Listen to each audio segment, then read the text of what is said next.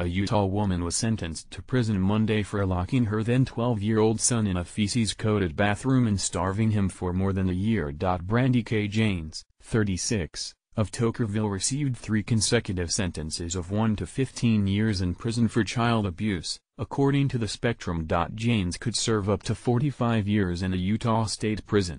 The mother pleaded guilty to causing her son's malnutrition. The young boy also was found to suffer from a protracted loss of use of limbs, and extensive emotional and mental delays earlier this month after officials found what they described as a torture chamber inside Jane's home, according to the Spectrum.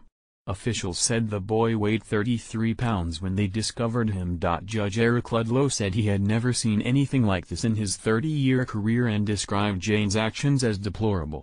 "I've been doing this for 30 years, and I've never seen anything like this," Ludlow said. "I've handled murder cases, rape cases, and I've never seen anything like this. It's unbelievable, quite frankly." Deputy County Attorney Angie Reddish-Day read a letter from Jane's son in court.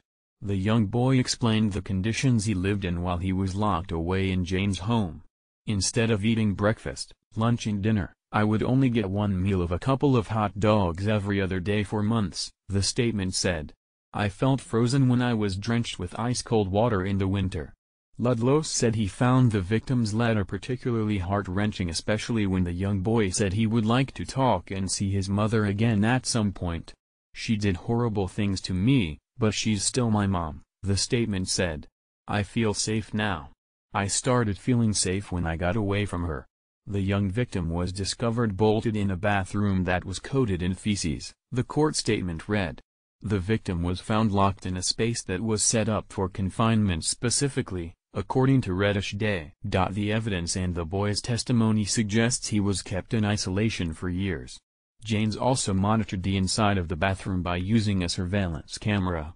"It's just sickening, there's no other word for it," Reddish-Day said. The victim, who is now 13 years old, had elevated liver enzymes, peeling skin, low vitamin levels and sores when he was initially hospitalized, according to Carrie Smith, the doctor who treated the boy.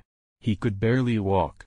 He was in a lot of pain," Smith stated. Defense attorney Edward Flynn said Janes did not abuse the victim intentionally but did it as a way to deal with the stress in her life, and that the mother was using drugs before the boy was discovered by his father, Russell Janes.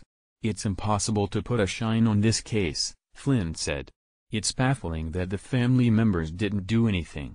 This is not the story of a witch that needs to be burned at the stake. That's the popular sentiment. This is the story of a woman who began to fail in her duties to her family, in particular to one son who needed help in a different matter, and she failed in that regard and things got worse," Flint said. "Instead of admitting she couldn't do it anymore and getting help, she compounded things and made them worse." Reddish-Day said she was not sure what Jane's motive was but said Janes had a relationship with her 2 other children and was a master manipulator with her other family members.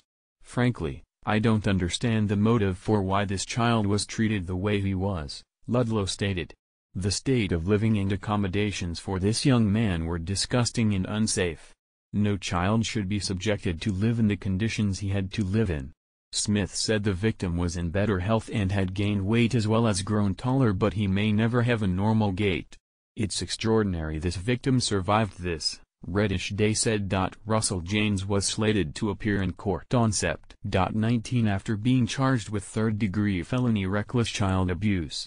He was accused of not getting involved with his son's abuse, but Reddish-Day said the father was lied to and banned from visiting his son for more than a year. The other children are in the custody of the state.